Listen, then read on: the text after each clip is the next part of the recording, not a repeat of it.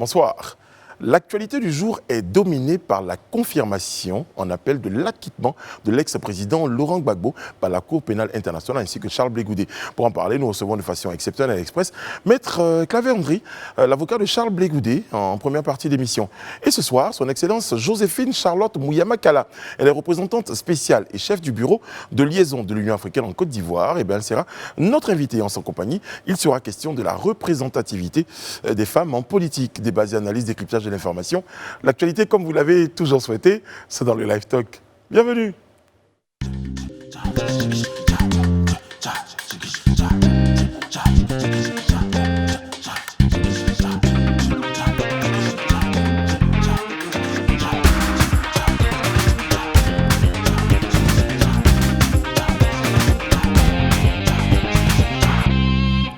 Oui, nous sommes mercredi, c'est l'acte 3 de votre rendez-vous sur Live TV, le Live Talk, à partir de 20h.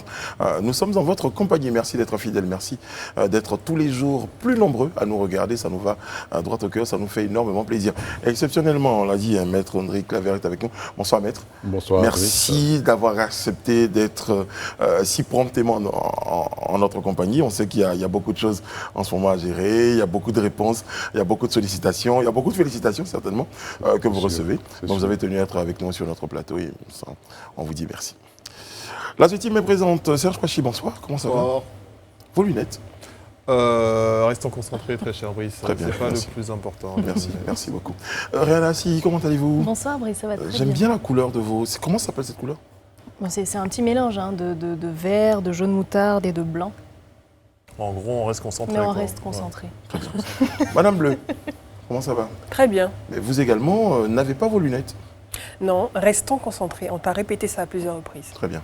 Je pense qu'après ça, Nouvelles idéologies je ne sur peux ce que rester plateau. concentré. On va retrouver notre petite fourmi pour la petite info. Tout à fait. Dans la petite info de ce soir, on va parler de crypto-monnaie parce que ça commence de plus en plus à prendre de l'ampleur. Ça permet de faire beaucoup plus de choses. Et dans ce cas précis, c'est une maison virtuelle qui s'appelle Mars House qui a été vendue à plus de 500 000 $. Alors, elle a été vendue sur un site spécialisé dans la vente d'œuvres d'art numérique. Donc, je vais pas nommer le site. Et son nouveau propriétaire a payé, on va dire, 288 Ethereum. Edith va me reprendre si je me trompe, voilà. C'est une crypto-monnaie, donc en conversion, ça équivaut à environ 500 000 $ tout de même. Mais il pourra seulement admirer sa maison. En fait, c'est une œuvre d'art qu'il a achetée. Et bientôt, pourquoi pas visiter sa maison à travers une application de réalité augmentée. Il faut savoir que peut-être qu'on devrait se mettre à épargner en crypto-monnaie, peut-être que c'est l'avenir, peut-être qu'on pourra investir dans l'immobilier virtuel, pourquoi pas. Non, il faut préciser qu'un Ethereum... Oui. Edith Brou est riche en crypto-monnaie. Que Dieu t'entende, Inch'Allah, Inch'Allah, Inch'Allah, prophétise sur ma vie. Non, il faut préciser qu'un Ethereum équivaut en ce moment à 1818 $ et que quand on parle de crypto-monnaies, ce sont des monnaies numériques qui ne sont pas rattachées à des monnaies fiduciaires. Donc, c'est des monnaies qui n'ont pas de contrôle des banques, en fait. Maintenant, ce dont elle parle, en fait, c'est que maintenant, on peut vendre des œuvres d'art numériques, c'est-à-dire qu'un fichier JPEG, tu peux le vendre, si en tout cas quelqu'un est intéressé, tu peux le vendre aux enchères. Et dernièrement, il y a un professeur d'informatique qui a fait le buzz parce qu'il a réussi à vendre une image JPEG à près de 39 millions de $ aux enchères. Juste une image JPEG. Donc c'est pour dire que l'art numérique est en train de... Et on est en train de construire tout un marché crypto. virtuel, que ce soit dans l'immobilier ou dans l'art en général. Mais ça devient un peu la folie, je trouve. C'est un monde un peu parallèle. Moi j'ai vu peut-être le débordement de ça, parce que j'ai vu des robots même, enfin des peintures assistées par ordinateur, donc par robot. Oui, donc, si. Vous savez, moi, je reste peut-être fondamentaliste et traditionnaliste. Maison même, souvent, tu payes. Une maison virtuelle où tu n'as jamais habité. Tu ne le vois pas. Tu ne vois pas la maison. À plus forte raison, tu payes une maison et puis tu ne peux pas habiter dedans. Tu vas habiter, tu es là tous les matins. Moi, je pense qu'on est un peu en train de retomber dans le monde des Sims, où on peut vivre dans un monde virtuel, mais sans forcément le vivre en réalité. Mais les gens investissent réellement parce que pour le moment, c'est de la vraie monnaie qui est convertie en crypto-monnaie et qui est épargnée pour aujourd'hui maintenant investir dans l'immobilier virtuel. Maître, vous avez déjà investi en crypto-monnaie? Non, pas du tout. Pas encore. Pas du tout. Pour l'instant, avec l'expression que je viens d'apprendre ce soir, je reste concentré. Restons concentrés. Sur ce qui excellent. est palpable. Très bien, maître, on est d'accord. Avec votre permission, on va démarrer avec ce qui fait l'essentiel de l'actualité. C'est dans le Live Actu. À tout de suite.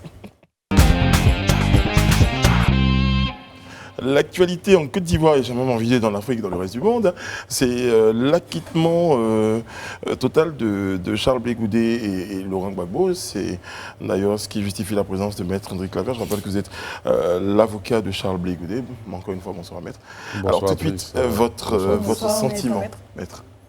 Mes sentiments, écoutez, je voudrais tout simplement vous demander d'être à la place de cette personne qui s'est entraînée longtemps pour un trophée et puis qui ce soir, après la course, finit donc par posséder ce pourquoi il courait. Voilà un peu le sentiment qui m'a. C'est un grand sentiment de joie, j'imagine. De joie. D'accomplissement. Oui, d'accomplissement. Nous avons couru derrière un trophée que je nomme le trophée Liberté. Et aujourd'hui, nous avons ce trophée-là. Est-ce que pour ce deuxième appel, vous étiez confiant jusqu'au bout? Oui, très confiant. Mais c'est comme un club de football. Hein. Vous avez beau faire donc, des entraînements. Vous êtes sûr de vous quand même en montant sur le terrain. Mais il reste quand même la petite part d'incertitude, de doute. Hein. L'incertitude, le doute et tout. Mais nous étions confiants. Nous étions confiants parce que nous avons estimé que les juges de la Chambre de première instance avaient quand même bien motivé leur décision. Mais comme je l'ai dit, nous partions quand même avec un petit doute. Quel était l'état d'esprit de votre client aujourd'hui? Et même ces derniers jours, en attendant la décision? Écoutez, c'est quand même avec beaucoup de crainte quand même. Hein.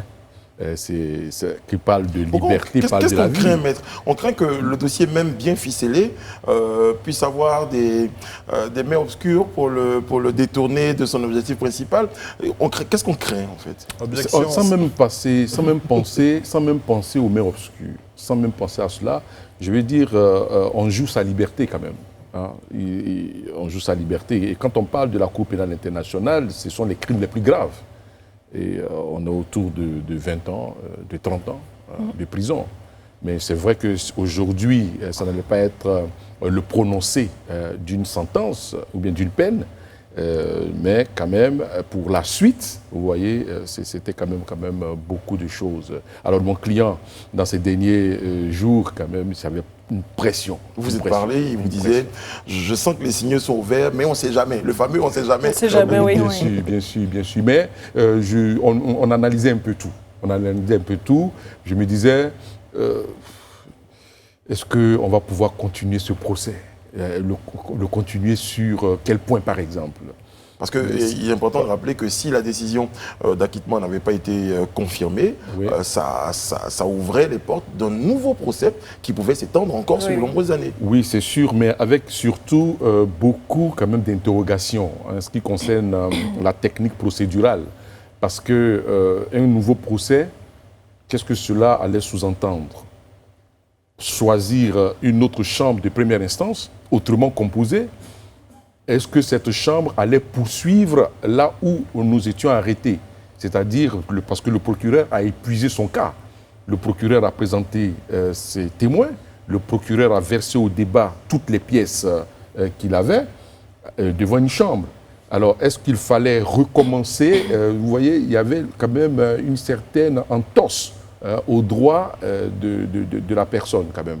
Parce que 10 ans après, on va une telle cour pour une question qui tient à la faiblesse exceptionnelle du dossier du procureur. Il va falloir donc reprendre tout. Qu'est-ce que cela allait sous-entendre? Ce n'était pas aussi évident. On parle quand même d'une décennie de procédures, on parle de détention, on parle d'Ivoiriens justement qui sont en dehors de leur pays. Aujourd'hui, après cette décennie, qu'est-ce qu'on retient comme leçon justement de tout ce parcours? Je dis toujours, et ça je l'ai dit depuis 2019, le 15 janvier 2019, lorsqu'il y a eu le prononcé de l'acquittement, j'ai dit qu'une décision de ce genre doit être une aubaine pour notre pays. Un moment, pour moi, rêvé de réconciliation, nationale. Ça, c'est moi qui parle, ce n'est pas une autre personne, d'accord? Vous savez, la Côte d'Ivoire, qu'on le veuille ou pas, est divisée, qu'on le veuille ou pas. Les positions sont tranchées. Et cette audience a focalisé beaucoup d'attention avec tout ce qu'il y a eu autour. Aujourd'hui, la justice internationale, ce n'est pas la justice ivoirienne, c'est une justice internationale, c'est-à-dire une justice quand même qui peut bénéficier du qualificatif de la neutralité, de l'impartialité. Cette justice a décidé que M. Charles Blé Goudé et Laurent Gbagbo n'avaient pas commis les faits de crime contre l'humanité. Je serai à la place des hommes politiques aujourd'hui, je serai décideur, j'aurai saisi cette occasion pour pouvoir faire rentrer en Côte d'Ivoire ces fils-là qui sont restés en dehors et pour jeter les bases d'une véritable réconciliation nationale. Justement, maître, ces fils dont vous parlez de la Côte d'Ivoire qui sont restés en dehors, est-ce qu'on peut parler de détention pendant toutes ces années-là? Si oui, qu'est-ce que la loi prévoit lorsqu'au bout de toutes ces années de détention et de procédures judiciaires, on finit par vous acquitter? Mais c'est une période pendant laquelle vous avez été quand même privé de vos droits. Est-ce qu'il y a réparation? Qu'est-ce que la loi prévoit à ce niveau-là? Alors justement, vous faites bien de poser la question, Serge. On va revenir au début de cette question-là. C'est déjà, qu'est-ce que cette décision de ce soir-là veut dire dans la tête de ceux qui souhaiteraient en avoir? Ils sont acquittés, à partir d'aujourd'hui, il n'y a plus aucune poursuite contre eux. Qu'est-ce que cette décision-là implique ce soir? Et après, comme Serge disait, ils ont fini d'être acquittés, mais ça sous-entend qu'on a peut-être gardé ces personnes-là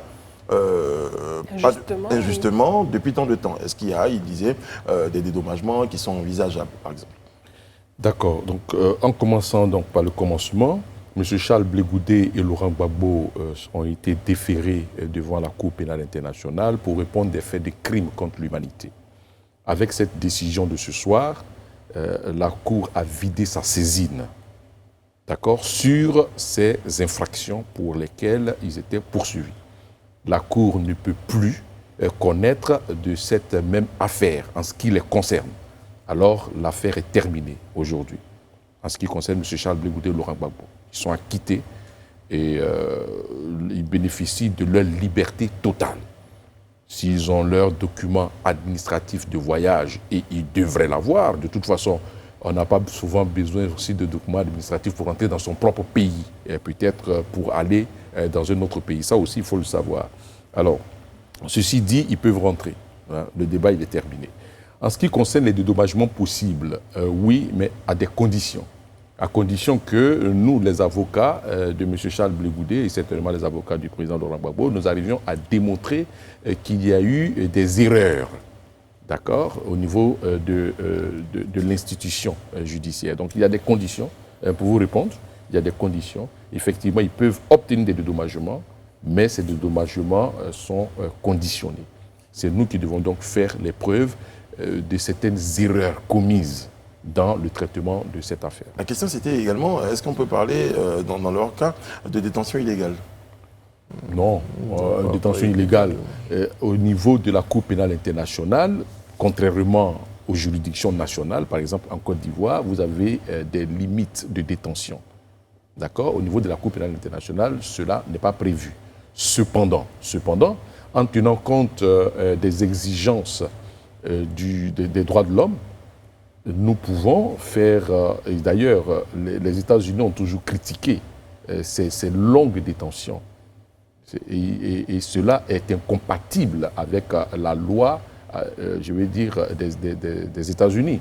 On ne peut pas imaginer un citoyen américain aux États-Unis détenu, donc bénéficiant de la présomption d'innocence pendant plus de 7 ans. En ce qui concerne le président Laurent Gbagbo, qui est resté de 2011 à 2019, pratiquement 8 ans de détention. C'est inimaginable. Alors, pour faire court, ça fait partie de toutes ces améliorations demandées par certaines organisations. Ces longueurs de traitement des dossiers où les personnes sont en prison, dans l'attente. Alors, nous, on se pose la question parce que là, c'est vraiment terrible hein, dans la vie de certaines personnes parce qu'on n'imagine pas ça fait quand même 10 ans, même s'il y a 3 ans, il y a eu 2 ans où ils étaient encore en liberté conditionnelle. Hein. En liberté conditionnelle, ce n'est pas si facile. Ce n'est pas si facile. Et pour nous, il va falloir améliorer ce côté de la justice internationale. Oui, en tant qu'avocat, est-ce que vous allez vous saisir? Est-ce que vous allez revendiquer chercher réparation, dédommagement? Mais pour l'instant, hein, vos clients ne vous ont pas encore... On célèbre. Donc pour l'heure, ma joie est grande. Nous allons d'abord célébrer cela et puis après, on va y penser. Alors, maître, est-ce que finalement cet acquittement de Laurent Gbagbo ne signifie pas aussi une sorte de désaveu? Oui, de Charles Blé Goudé et de Laurent Gbagbo ne signifie pas aussi une forme de désaveu pour la procureure Fatou Bensouda qui finalement a connu aussi plusieurs échecs au cours de Est-ce qu'elle ne paraît pas plus affaiblie aujourd'hui? Voilà, en termes de crédibilité également, même de la Cour pénale internationale. Oui, en termes de désaveu, si. En termes de désaveu, si, parce que de toute façon, nous l'avons déjà dit lorsque nous commencions donc cette procédure, nous avons toujours critiqué les méthodes du procureur dans cette affaire. Vous avez une affaire qui concerne la crise post-électorale en Côte d'Ivoire. Et vous savez, la justice internationale, ce sont des enquêtes pointues. Et la crise, vous voyez, le président Gbagbo a quitté la Côte d'Ivoire en novembre 2011. Donc, avril, c'est la fin de la crise, il a arrêté. Et en novembre, il est transféré. Ça fait combien de mois? Donc, avril, 4e mois, donc 7 mois. 7 mois. On a trouvé suffisant d'avoir bouclé les enquêtes pour transférer une telle personne. Donc, il y a une précipitation qui, aujourd'hui, c'est ressenti dans la procédure. Ce qui fait d'ailleurs penser à certaines personnes qui parlaient d'acharnement à un moment donné. L'acharnement, mais le mot n'est pas fort. Et je vais vous dire pourquoi. Je vais vous dire pourquoi, parce que si vous vous souvenez de mon discours d'ouverture, de mes propos liminaires, c'était exactement le 2 février 2016. J'avais dit que le procureur avait ciblé M. Charles Blé Goudé avant de le poursuivre. Et je ne le disais pas parce que je le pensais, mais je le disais à partir de faits concrets. Les faits, c'était quoi? C'était un propos de M. Luis Moreno Ocampo, alors procureur de la Cour pénale internationale, qui, en décembre 2010, avait fait ce discours-là pour dire que si des actes de violence étaient commis à la suite des discours de M. Charles Blé Goudé, il pourrait faire l'objet de poursuites. Les leaders qui planifient les violences finiront à la haie. Ma question à moi, c'était pourquoi un procureur pouvait se permettre de citer nommément un acteur politique, là où il y avait beaucoup d'acteurs politiques en ce moment en Côte d'Ivoire qui faisaient des discours. Alors j'ai dit que c'était maladroit. Et pour moi, cette maladresse n'était pas une maladresse neutre. Quand on dit qu'il y avait un acharnement, on ne le dit pas par rapport en fait à des sentiments, mais on le dit par rapport à une déduction de faits. Sur le plan social, quand on parle de l'acquittement justement de Laurent Gbagbo et de Charles Blé Goudé, certains pourraient penser que c'est une forme d'injustice envers les présumées victimes de la crise post-électorale. Qu'est-ce que vous leur répondrez? Je ne dis pas qu'il n'y a pas eu de victimes en Côte d'Ivoire. Il y a eu des victimes en Côte d'Ivoire. Ce serait un peu quand même être aveugle que de dire qu'il n'y a pas eu de victimes en Côte d'Ivoire. Il y a eu des victimes en Côte d'Ivoire, d'accord? Des victimes de tous bords. Quand on parle de victimes d'ailleurs, moi, quand on parle de victimes et qu'on ajoute même le bord d'une victime, déjà moi ça me gêne en tant qu'avocat. Tout à fait. Une victime est une victime, d'accord? Alors, une injustice, je ne sais pas. Qu'est-ce qu'il faut entendre par injustice? Ce que je sais, c'est que dans une impartialité irréprochable, sans pression aucune, les juges se sont détachés de tout ce qui est pression politique et ont rendu des décisions en droit. Ça, c'est ce que moi, en tant qu'avocat, je retiens. Maintenant, forcément qu'il doit y avoir des bourreaux. Et il va falloir, si la justice veut faire son travail, de rechercher les... Et justement, ça va être ma prochaine question. Maître, la suite, c'était la mienne également. c'est quoi la suite en ce moment? Charles Blé Goudé et Laurent Gbagbo sont acquittés. Donc, traduisons, ils ne sont pas ceux qui auraient commis ces crimes-là. Est-ce que la justice internationale aujourd'hui va se tourner vers d'autres présumés acteurs, d'autres présumés responsables de cette crise-là? Je ne sais pas. Moi, je suis un avocat. Qui devrait saisir la justice internationale justement pour mettre la lumière sur ça? Puisque je Mais pense personne, je vais vous rassurer, hein, personne n'a saisi apparemment le bureau du procureur lorsqu'il s'agissait de poursuivre M. Blé Goudé et M. Laurent Gbagbo. Donc pour nous, ils ne doivent pas attendre quand même des actions de certaines victimes. Très bien. Alors, une fois que nous sommes une institution internationale, nous sommes chargés de lutter contre l'impunité dans le monde en ce qui concerne les actes de génocide, les actes de crimes contre l'humanité, les armes de crimes de guerre et les armes de crimes d'agression. D'accord? Une fois que, si la justice internationale veut véritablement faire son travail, une fois que de tels actes sont commis dans un endroit, le procureur de la Cour pénale internationale peut demander à faire des enquêtes. Voilà. Donc il s'agit de faire son travail. Maintenant, il ne faudrait pas que la Cour pénale internationale soit instrumentalisée. C'est ça. Ça, c'est une autre question. C'est ça que nous, les juristes, nous ne voulons pas. Sinon, la Cour pénale internationale a son droit d'être. Moi, je ne suis pas a priori contre la Cour pénale internationale. Mais il ne faudrait pas que la Cour pénale internationale, pour emprunter un peu le titre d'un livre célèbre de Stéphanie Maupas, il ne faudrait pas que la Cour pénale internationale soit le joker des puissants. Aujourd'hui, on peut dire que cette Cour internationale-là n'est pas instrumentalisée au regard du verdict qu'elle a donné ce soir? En tout cas, moi, en ce qui me concerne dans ce dossier présent, à ce jour-là précis, ce 31 mars 2021, jour mémorable, je pourrais dire que la Cour pénale internationale a décidé dans mon dossier comme elle devait décider. C'est une forme de consécration pour vous. Je veux dire, quel a été l'impact de la gestion de ce dossier pendant toutes ces années dans votre carrière d'avocat, de juriste? J'ai appris beaucoup de choses. J'ai appris beaucoup de choses. Vous savez, j'ai toujours souhaité être avocat et là-bas, j'ai eu l'occasion de travailler et d'être fier d'être avocat, de ne pas faire un travail et de venir devant des juges qui ont déjà rédigé des décisions. D'accord? Voilà, je veux que le juge m'entende en tant qu'avocat. Et j'ai ce sentiment aujourd'hui d'avoir fait mon travail devant des juges impartiaux qui n'avaient pas des décisions pré-rédigées pour venir me lire ça quelques temps après. Et ça me fait plaisir à moi. Et je souhaite qu'il en soit ainsi dans tout système. Parce qu'on prête serment de défendre la loi. Il faut que cela soit jusqu'au bout. Et j'ai beaucoup appris. J'ai vraiment beaucoup appris. C'est inestimable, en fait, ce que j'ai appris. On a appris beaucoup de choses. Vous savez, détecter qu'un témoin est en train de mentir, par exemple, c'est une science. Ça, je l'ai appris au niveau de la Cour pénale internationale. Quand on vous regarde, qu'on vous pose des questions... La micro-expression. Oui. Et ça, c'est très important. Nous avons appris. Alors, je rêve d'une justice ivoirienne où nous pourrions appliquer tout cela. Moi également, j'ai appris cet après-midi, en écoutant le juge, lorsqu'il remerciait les personnes qui l'avaient aidé, remerciait la commission des finances, qui rémunérait les avocats également. Ça aussi, j'ai appris ça, maître.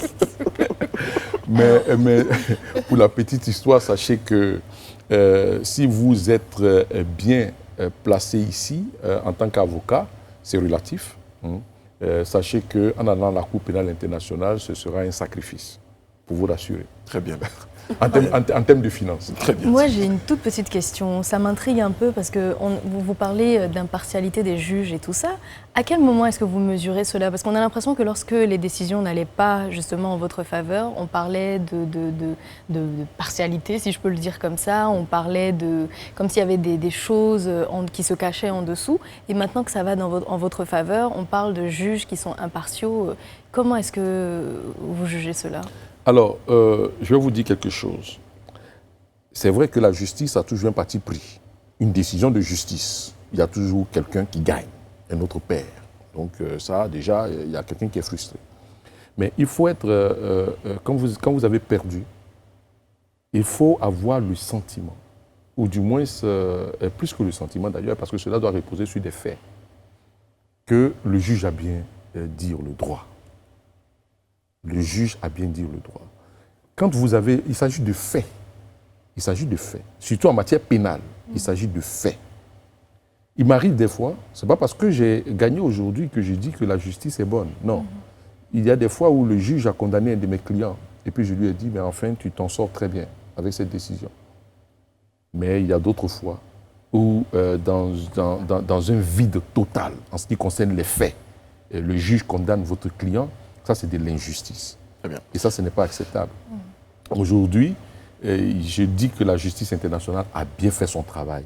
Parce que l'élément important, Brice, pour terminer là, l'élément important qui était recherché dans ce procès, ça, il faut que les Ivoiriens le sachent. L'élément important qui était recherché, Charles Blé Goudé et Laurent Gbagbo sont poursuivis pour crimes contre l'humanité.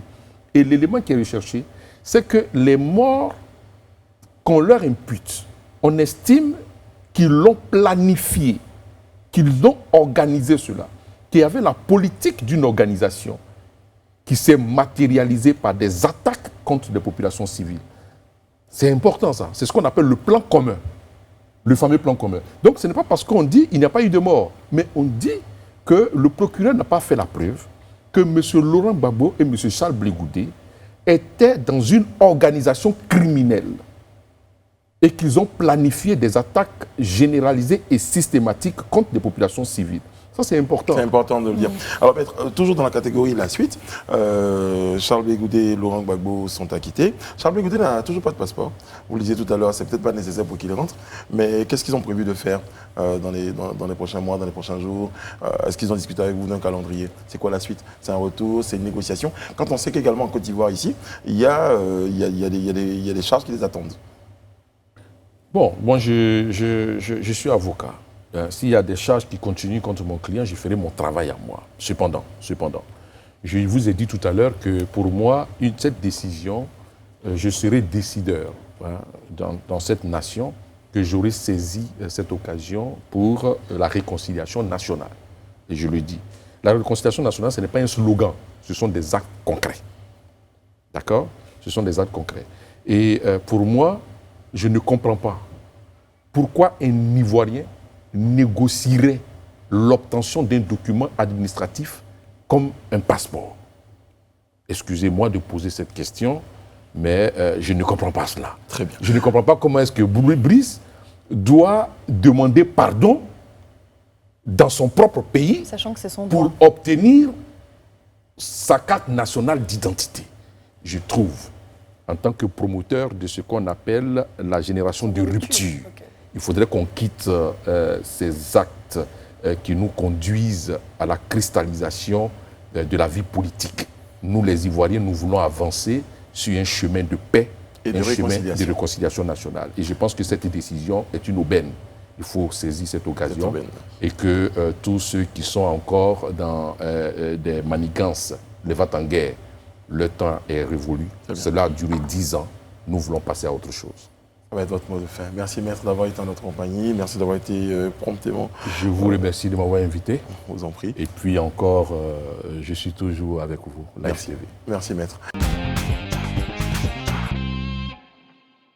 Nous avons avec nous son Excellence Joséphine Charlotte Mouya Makala. Je rappelle qu'elle est représentante spéciale et chef du bureau de liaison de l'Union africaine en Côte d'Ivoire. Bonsoir, Excellence. Bonsoir. Merci d'être en notre compagnie. Merci de m'avoir invité. Très bien. Alors, Excellence, nous terminons le mois de mars, ce mois dédié à la femme. Et aujourd'hui, nous parlons de représentativité des femmes en politique. Aujourd'hui, le constat est que les femmes sont peu mises en avant en politique, elles sont peu représentées. Selon vous, quelles sont les raisons qui freinent un peu la participation des femmes dans le jeu politique national, madame? Merci d'avoir abordé ces sujets d'importance le 31 mars qui clôture le mois de la femme. Les raisons pour lesquelles les femmes sont sous-représentées sur la scène politique sont nombreuses. La première raison, ce sont les mentalités. Ce sont les mentalités qui font que les femmes depuis qu'elles naissent, depuis leur naissance, sont mises dans une espèce de moule. Je prends un exemple très simple. Lorsque la petite fille est dans sa famille, on va lui donner une poupée comme jouet, alors que le petit garçon ne recevra pas de poupée. Elle va recevoir une poupée, ça veut dire qu'on la prépare à être une mère de famille, à s'occuper de ses enfants et donc à laisser la politique comme étant l'apanage des hommes. Donc ces mentalités-là vont la poursuivre jusqu'à ce qu'elle sera grande.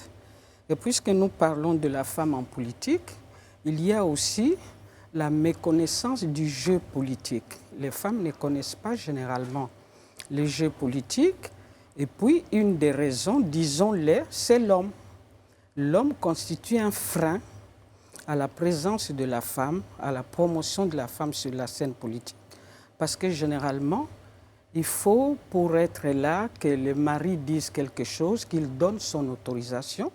Et il y en a qui n'autorisent pas. Alors qu'il n'a pas besoin forcément de l'autorisation de sa femme quand lui a envie de se lancer en politique. Voilà, quand lui doit se lancer. Je m'inquiète parce que quand j'étais tout petit, moi, à la place d'une poupée, on m'a donné un pistolet. Après, je comprends pourquoi les hommes sont peut-être aussi violents en politique. Alors, Excellence, c'est quelques-unes des raisons. Il y en a d'autres, mais j'ai évoqué celle-là, mais il y en a d'autres. Il y a aussi la non-application des instruments nationaux et internationaux qui sont pourtant favorables à la promotion de la femme, à la forte représentation de la femme sur la scène politique, mais ces instruments ne sont pas appliqués. Même s'ils ne sont pas appliqués, il n'y a pas de sanctions. Par exemple, s'il y a une décision qui concerne les partis politiques, on doit constituer un gouvernement, on demande aux partis politiques de prévoir un quota pour les femmes, même si ce quota-là n'est pas d'application, il n'y a pas de sanctions. Et une des raisons également, aussi souvent, c'est le manque de la volonté politique. Dans certains pays, il y a les acteurs politiques qui œuvrent pour une bonne représentation de la femme dans la gestion de la chose publique, mais aussi dans certains pays, il n'y a pas cette volonté politique-là. Donc il y a plusieurs raisons. Il y a aussi la femme elle-même qui préfère aller dans les organisations de la société civile. Elle a peut-être peur de la politique, je n'en sais rien. Oui, c'est peut-être un niveau, un palier qu'on estime peut-être trop grand. Il y a des paliers qu'on peut estimer dans la société civile. On peut retrouver des femmes dans la mobilisation des femmes.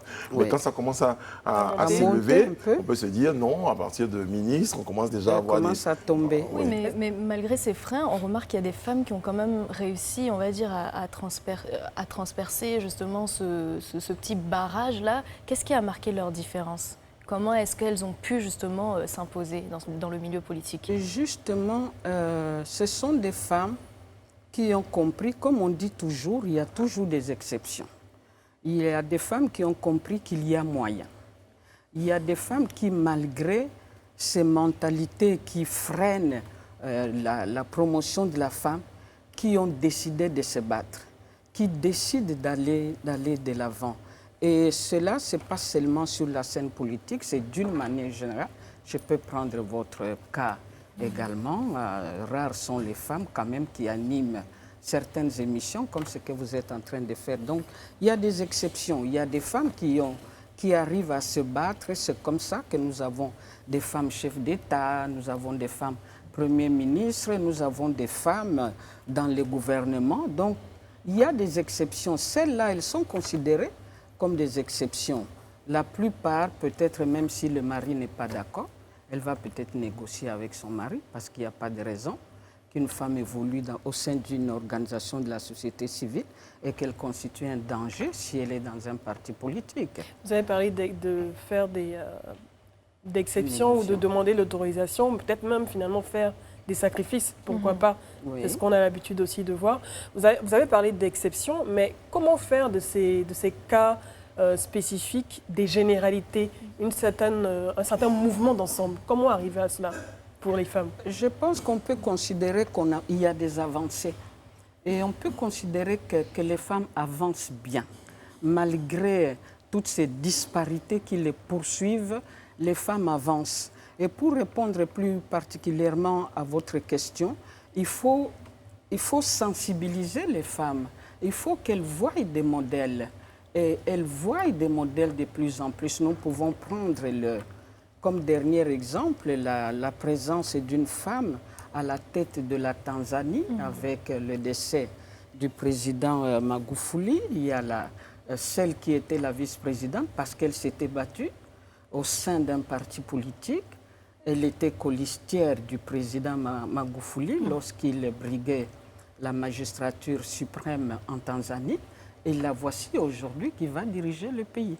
Bien sûr, au départ, il y aura peut-être quelques protestations, quelques doutes. Est-ce que ça va marcher? Est-ce que... Mais finalement, les gens vont s'habituer à avoir une femme. Même à la tête de l'OMC également, avec oui, avec nomination... la Nigériane, Madame Ngozi, Oui. qui vient de prendre la direction de l'OMC. Il y en a de plus en plus. On peut continuer à citer d'autres exemples de femmes qui dirigent les pays africains, même en dehors des pays africains, des femmes qui sont premiers ministres, des femmes qui dirigent des parlements ou des sénats dans leur pays, ou des femmes qui dirigent des départements ministériels qui sont généralement l'apanage des hommes. Donc, au départ, elles étaient considérées comme des exceptions, ces pionnières-là, mais finalement, on commence à trouver normal qu'il y ait un peu plus de femmes sur la scène politique. Alors, j'aime bien qu'on prenne des exemples concrets. On a évoqué ici des noms qui sont bien loin de nous. Excellence, vous êtes, je rappelle, représentant spécial et chef du bureau de liaison de l'Union africaine en Côte d'Ivoire. Vous êtes brillante. Par humilité, vous citez d'autres personnes, mais vous êtes un exemple concret de diplomatie, d'engagement. Et nous, on a envie de savoir, vous, votre exemple particulier, est-ce que vous avez eu à vous battre pour vous positionner? Est-ce que vous avez bénéficié de la compréhension des uns et des autres lorsque vous vous engagez dans votre processus professionnel? Comment vous avez fait? Oui. Concrètement, j'ai été vraiment victime des mentalités auxquelles je faisais allusion tout à l'heure. D'abord, lorsque je me présente à l'université, je passe le bac dans mon pays. Je voulais faire la médecine, je voulais devenir médecin. Mais figurez-vous qu'à l'époque-là, on m'avait fait savoir que la médecine n'était pas réservée aux filles, qu'une fille ne pouvait pas faire la médecine. Malgré que j'avais des belles notes qui pouvaient me permettre d'embrasser prendre quelle option, je me suis posé la question de savoir ce que je devais faire à l'université. On m'a dit non, pour une fille que vous êtes, c'est mieux de faire les lettres. On précisait. Oui, voilà, c'est les lettres. Ou alors, par exemple, l'histoire. Donc, comme je suis assise là, j'ai fait l'histoire à l'université. Ce que je ne voulais pas du tout, moi, je voulais m'engager en médecine. Donc, j'ai fait les lettres. Et quand je termine l'université, je commence à travailler, je continue avec autre chose. Mon propre enfant, qui avait 7 ans, me dira un jour, maman, puisque tu veux voyager et que papa n'est pas là, est-ce que moi je peux te faire l'autorisation maritale pour voyager à l'âge de 7 ans? Donc, et pourtant, à l'époque, moi j'étais ministre de la femme. Voilà donc mon propre fils qui me lance ces défis-là. Donc vous comprenez, toute ma vie a été un combat pour cette cause-là de la femme. Et donc jusqu'à aujourd'hui, comme je suis là, je me bats avec les moyens qui sont à ma disposition et particulièrement, je me bats pour corriger la sous-représentativité de la femme sur la scène politique. J'ai monté une école pour les filles en politique, pour leur apprendre le jeu politique, pour leur apprendre à parler en public, pour leur apprendre à se battre, à réclamer leurs droits, parce que généralement, elles ne les connaissent même pas et puis elles ne savent pas comment se battre pour Donc voilà, je pense que moi-même particulièrement, je me suis battue J'aime et beaucoup je cet n'arrête exemple. pas, je continue à me battre. Vous êtes un jusqu'à exemple de aujourd'hui. résiliation. Oui, voilà. Et on absolument. est fiers de vous. Réana, si vous avez une question Oui, depuis la alors, pub. oui, vous parliez justement du non-respect des réglementations que l'État a pu mettre justement en avant pour favoriser la représentativité de la femme au sein de la sphère politique. Parmi justement ces réglementations, on pourra compter lors des élections pour les législatives le quota de 30% de femmes qui avait été imposé aux partis politiques. Mais on remarque que malgré ça, avec la nouvelle session, on compte une trentaine de femmes. Pas très grande 32. avancée. Mais voilà. 12%. Donc qu'est-ce qui explique cela? Qu'est-ce qui explique justement qu'on en soit à ne pas vraiment avancer impunité. malgré ces décisions? Merci, la question est importante. Justement, ce sont toutes les raisons que j'ai évoquées. D'abord, d'une manière générale, il n'y a pas de sanctions. Les partis politiques savent qu'il n'y a pas de sanctions. Même s'ils n'appliquent pas la règle pourtant qui a été décidée par les acteurs ivoiriens, même si on ne met pas ça en application, parce que normalement, dans certains pays, si vous ne mettez pas en application la loi qui vous impose un certain quota pour pouvoir corriger la sous-représentativité de la femme, vous ne participez plus à cette élection-là. Les partis politiques ne participent plus. Dans certains pays, par exemple, en Belgique, je crois qu'il y a, je ne sais pas combien d'années, on exigeait ce qu'on appelait des listes zébrées, c'est-à-dire un homme, une femme, un homme, une femme, sur votre liste pour que la liste puisse passer. Si vous ne respectez pas, si votre liste n'est pas zébrée, vous ne passez pas. Or, pour la non-application de la loi pour l'élection législative qui vient d'avoir lieu en Côte d'Ivoire avec 12% des femmes qui ont été élues, il n'y a pas de sanctions. Donc je pense que la sensibilisation doit continuer. C'est une des raisons, il n'y a pas de sanctions. Même si on n'applique pas, ce n'est pas grave. L'autre raison, c'est que les femmes elles-mêmes, elles ne se préparent pas à temps. Les femmes n'occupent pas les postes importants dans la société. Pour aller dans une élection importante, la législative comme celle qui vient d'avoir lieu en Côte d'Ivoire, il faut avoir les moyens. Et un bon background aussi. Oui, tout à fait. La plupart des femmes elles n'ont pas de fonctions importantes par rapport aux hommes. Donc au point, quand elles partent à cette élection par rapport aux hommes, elles n'ont pas beaucoup de chance, elles n'ont pas les moyens que les hommes ont. Elles ne sont pas connues, elles n'ont pas de base. Parce que pour réussir à une élection, pour être élu, il faut avoir une base. Il faut avoir travaillé cette base-là pendant de nombreuses années quand même. Les femmes n'ont pas non plus de base d'une manière générale. Elles s'y prennent à la dernière minute, au dernier moment. Elles comptent sur le quota. Elles vont dire oui, on va compter sur le quota, on va compter sur la volonté politique. Et puis, il y a aussi, une autre raison, c'est que la population n'est pas préparée encore à avoir des femmes dans les structures législatives. Donc, dans certains coins, les femmes n'ont pas de chance. D'abord, elles n'ont pas les moyens, elles ne sont pas connues, elles sont timides. Ça aussi, c'est un élément important. Le manque de confiance. Elles n'ont pas confiance en elles-mêmes. Et ce qui fait que comme elles s'y prennent à la dernière minute, elles ne sont pas élues. C'est pour ça que je pense que les femmes peuvent être des bonnes députées, si je peux m'exprimer ainsi, ou des excellentes sénatrices. Il faut qu'elles se préparent à temps. Il faut qu'elles aient confiance en elles-mêmes.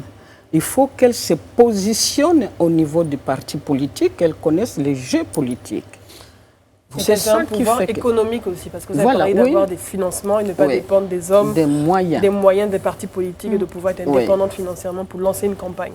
Absolument. Il faut une volonté politique aussi importante comme ici, Vous il parlez, y a vous parlez cette souvent loi.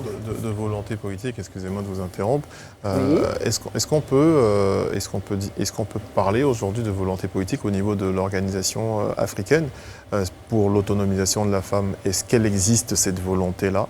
Et si oui, est-ce que les moyens sont mis à disposition des différentes organisations dans les pays de l'Union africaine?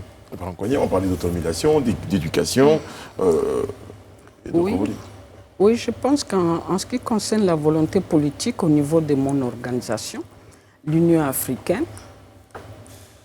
c'est la commission de l'Union africaine qui dirige l'organisation.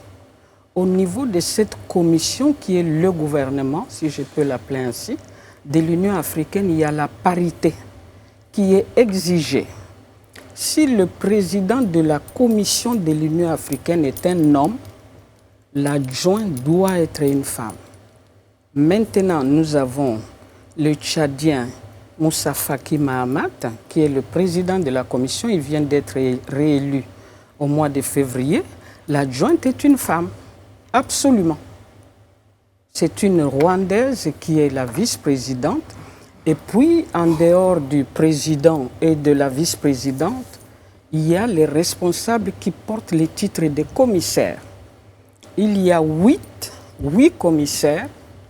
Il faut absolument 4 hommes, 4 femmes. C'est comme ça. Wow. Voilà, ça c'est en ce qui concerne l'organisation de l'Union africaine. Ça c'est la représentation de la femme pour la corriger au niveau de la commission de l'Union africaine. C'est comme ça. Pourquoi est-ce qu'on n'arrive pas À reproduire ce modèle, voire même à l'imposer lorsqu'on est cette institution continentale dans les différents pays Les pays membres, oui. Oui, l'Union africaine l'impose aux pays. Personne ne vous écoute. Eh bien, Mais moi, les je pays vont dire qu'ils sont souverains. Au vu de ce que vous aviez expliqué tout à l'heure concernant, on va dire, les freins que la femme se met elle-même en termes de peut-être manque d'expérience, peut-être pas les jeux politiques, voilà, de méconnaissance du jeu pas de moyens. politique.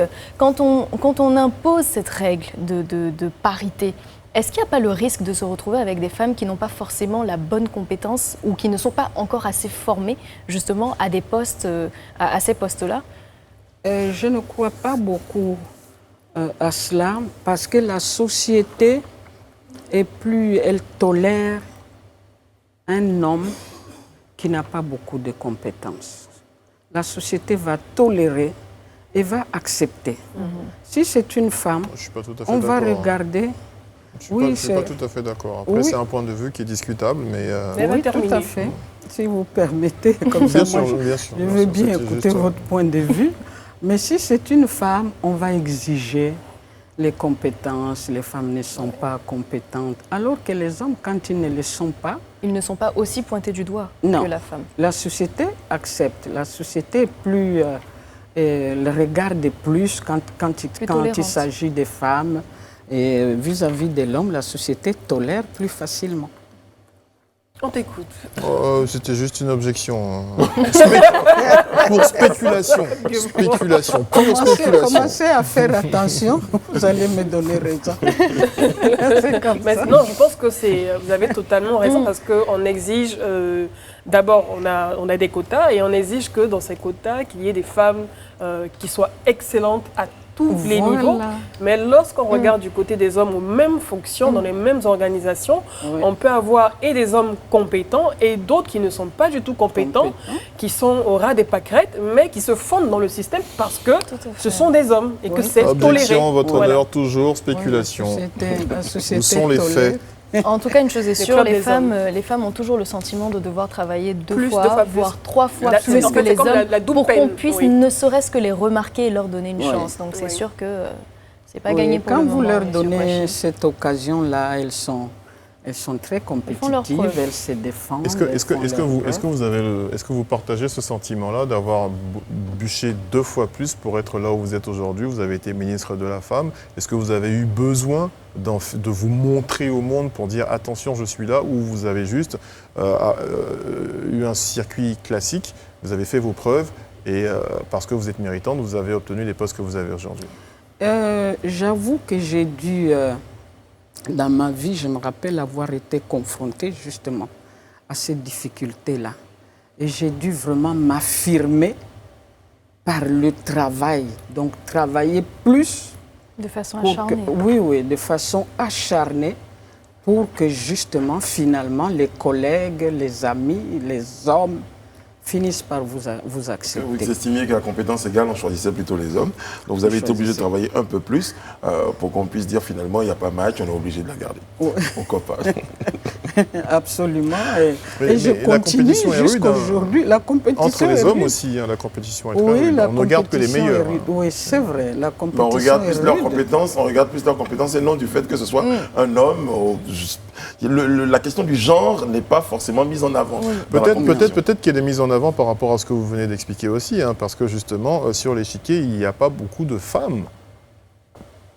Il y en a quand même, mais pour qu'elles puissent percer, c'est difficile. Et puis il y en a qui n'osent même pas. J'ai dit tout à l'heure que lorsque vous regardez les organisations de la société civile, vous verrez plus de femmes là-dedans que dans les partis politiques. Il n'y en a pas beaucoup. Elles ont On les voit peur. plus dans les ONG. Voilà, elles sont dans les ONG, elles sont moins en politique. C'est pour ça que j'insistais sur, si on a eu des parlements paritaires, c'est parce que la volonté politique a joué. Très bien.